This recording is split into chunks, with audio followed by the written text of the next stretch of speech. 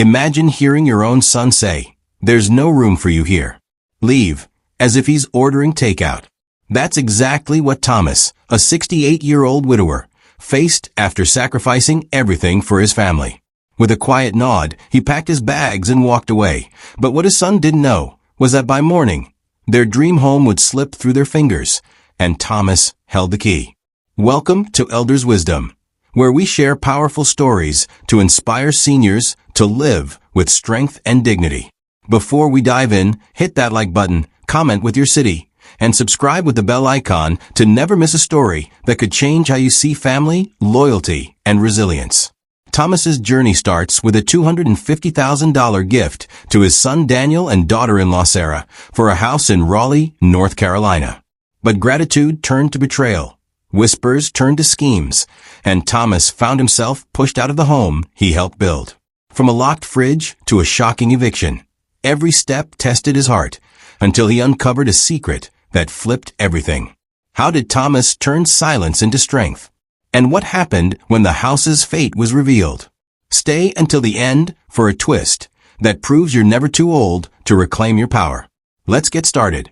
Thomas stood in the kitchen, stunned, as his son Daniel's words echoed, "There's no room for you, Dad. Leave." It was said so casually, like a request for a glass of water. Thomas managed a faint smile, nodded, and walked to his room without a word. What Daniel and his wife Sarah didn't know was that Thomas co-owned 49% of their Raleigh home at 124 Willow Creek Lane. By morning, their world would unravel, and Thomas would be holding the deed that changed everything. He'd moved in 6 months earlier with little to his name, 2 battered suitcases, a faded quilt from his old bedroom, and a framed photo of his late wife, Ellen. When Thomas handed Daniel $250,000, the full payout from Ellen's life insurance, he didn't hesitate. "It's for your future," he told Daniel. "Our family stability." Daniel, newly married to Sarah, had been denied a mortgage for a 4-bedroom house in a quiet Raleigh suburb. Thomas stepped in, wiring the money without a second thought. Sarah wrapped him in a tearful hug, saying, "You'll always have a place with us, Thomas. We'll never forget this." Daniel clapped him on the shoulder, promising, "You won't lift a finger, Dad." The house was sleek, white walls, hardwood floors, a kitchen with stainless steel appliances that gleamed untouched. Thomas's room was a downstairs guest suite, no closet, a single bed, and a half bath with no shower. Still, he didn't complain. After years alone, the sound of footsteps and morning chatter felt like home again. For the first week, Daniel brewed Thomas coffee. Sarah showed him how to use their smart thermostat, though her sighs grew louder each time he fumbled. By week 2, the warmth faded. Thomas overheard Sarah joking to friends about living with an extra kid and a grandpa. Daniel rolled his eyes when Thomas asked to hang a shelf for his books.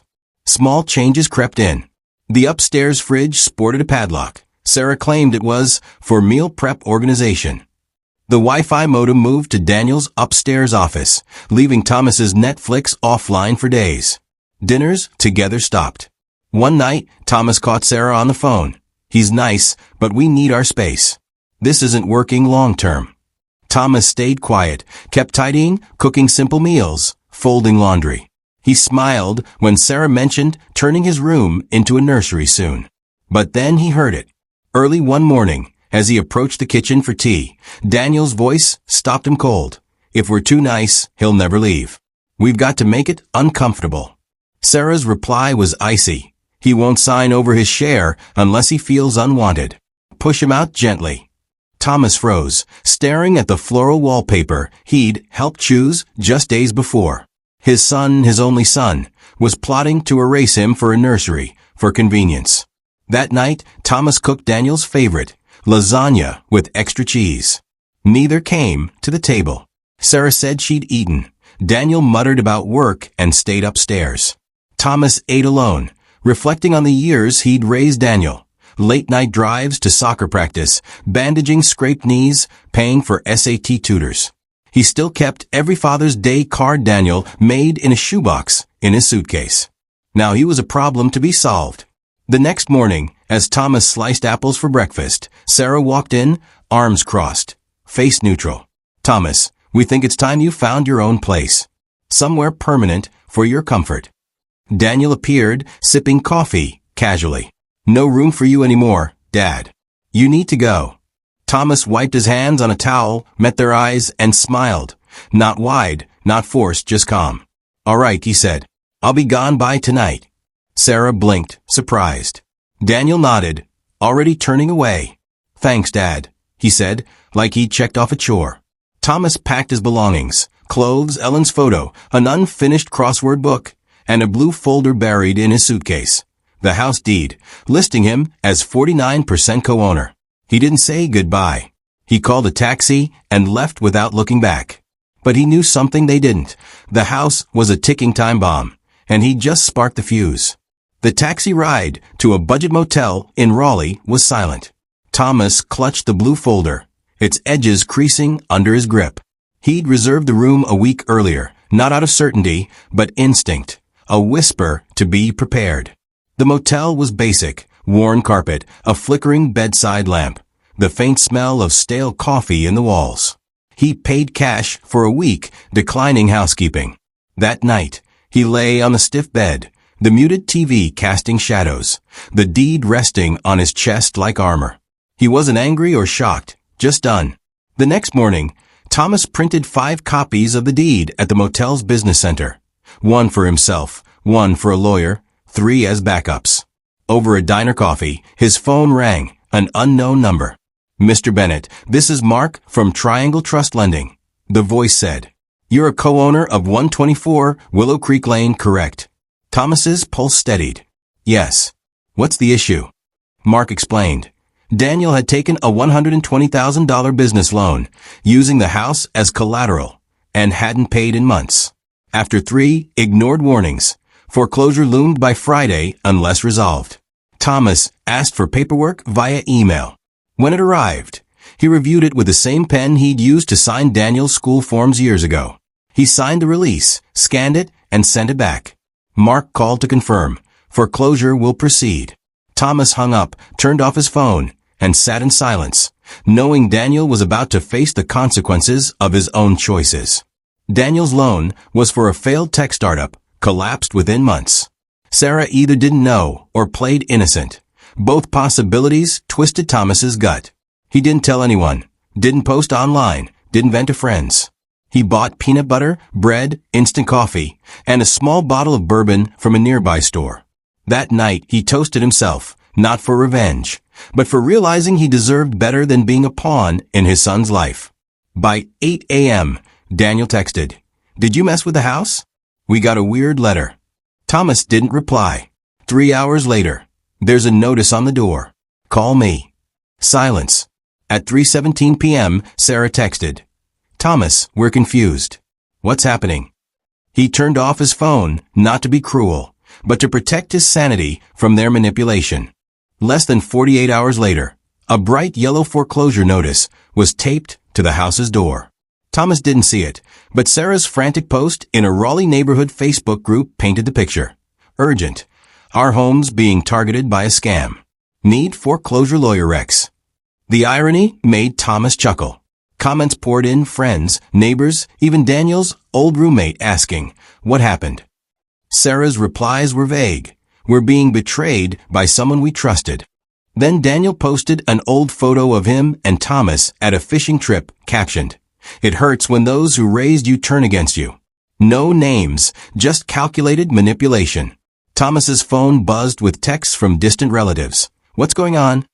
Sarah had spun him as the villain, omitting the $250,000 gift, their scheming, or Daniel's secret loan.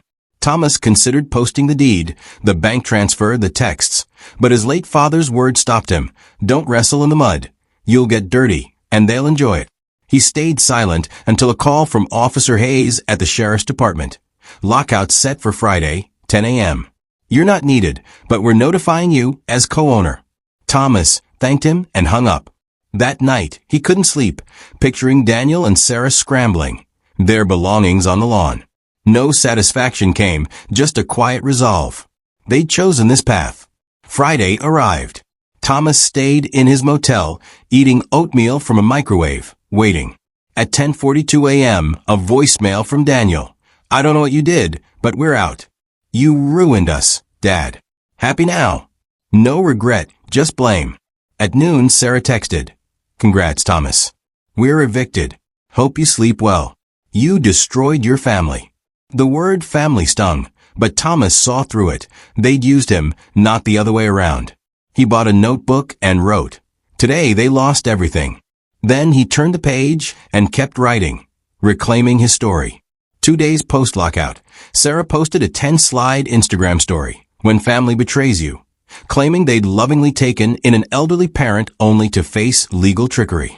She called it elder abuse. Comments piled on. Some parents control their kids forever. You're so strong, Sarah. Daniel commented. You protected our future. She chose destruction. Thomas stared, seeing the boy who once apologized for breaking a vase, now crafting lies online. He didn't respond, but a knock came the next morning. A woman in her 50s stood at the motel door. Thomas Bennett? I'm Clara from the Raleigh Housing Board. I saw the posts. I want your side. Over coffee in the motel lobby, Thomas shared everything.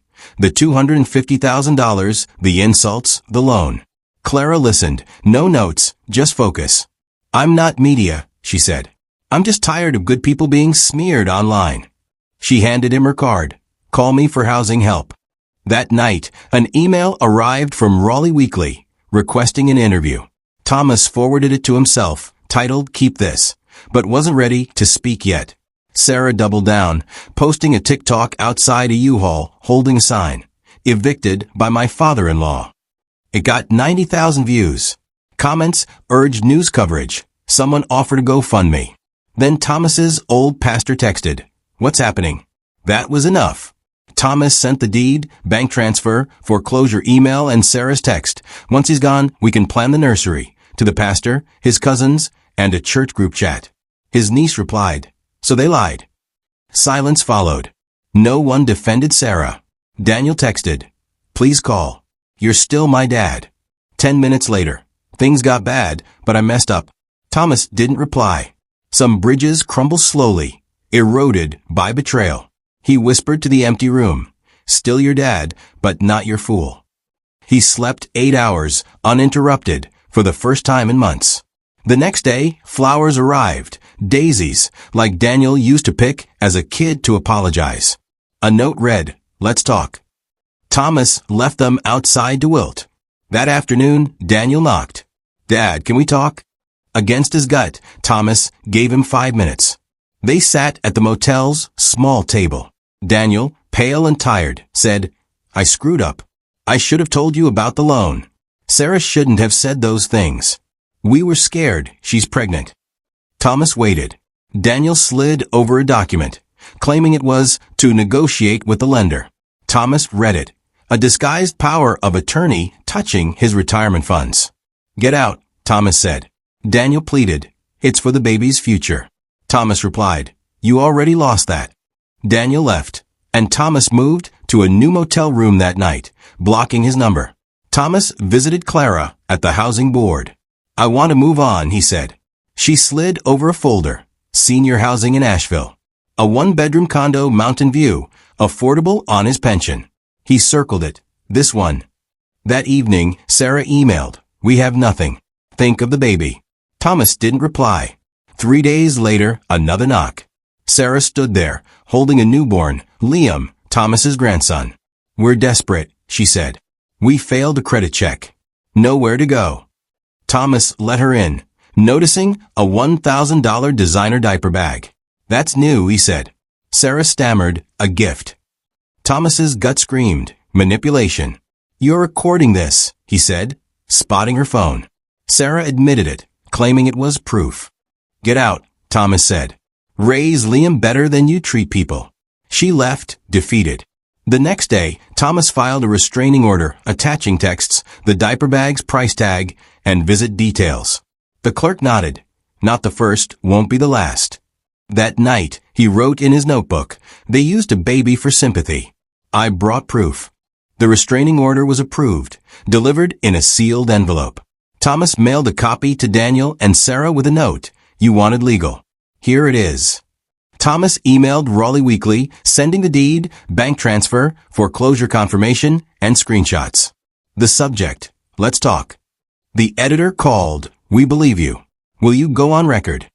Thomas agreed, requesting one line: this isn't revenge. It's clarity. The article, When Generosity Becomes a Weapon, ran Sunday, sparking local debate on family entitlement. Thomas's name emerged not as a villain, but a survivor. At a coffee shop, Thomas saw Daniel, alone, staring into a cup. Their eyes met, no wave, no words, just distance. Daniel emailed later. I read it. I won't contact you again. Sorry you felt you had no choice. Thomas archived it unmoved. The motel manager handed him forwarded mail. The Asheville condo was approved. Keys awaited. The condo was modest but bright, with sunlight spilling across wooden floors. Thomas unpacked Ellen's photo, the blue folder, and a suitcase. The mountain air felt clean. He didn't check social media, didn't call friends. He bought a fern at a local market and named it Calm. Days became routine. Coffee at 7, walks at 9, reading at noon. He joined a woodworking class, where the instructor, George, 72, called him a natural. One day, George said, "You build like you've carried heavy things." Thomas nodded. "I have." A letter arrived, Daniel's handwriting. "I can't undo it. I'm trying." I named him Liam Thomas Bennett. Thomas folded it into the drawer with the deed. At dusk, he walked to a nearby trail, listening to the wind. He thought of Liam, of the boy Daniel once was, stealing daisies from a neighbor's yard. That boy was gone. Thomas chose peace over pain.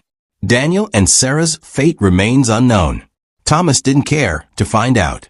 His condo glowed with quiet light. He read, cooked, lived, free. One night, an unknown number buzzed. No message. Thomas whispered, "No room here either. Goodbye." He turned off the phone and slept, whole. Thomas's story proves you're never too old to reclaim your worth.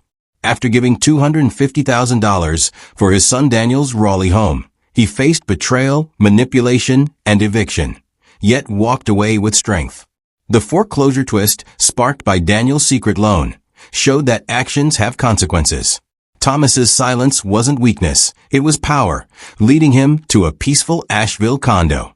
At Elders Wisdom, we share stories like this to inspire seniors to protect their legacy and live boldly. Subscribe, hit the bell, and share this with someone who needs to hear it. Comment strength and tell us, what would you do if family betrayed you like Thomas? Would you stay silent, fight back, or walk away? Your story could inspire our community. Grab our free guide on safeguarding your assets in the description, and join us next week for another tale of resilience. Aging isn't about fading, it's about standing tall, like Thomas, choosing peace over pain. How will you protect your space? Share below, and let's keep empowering each other.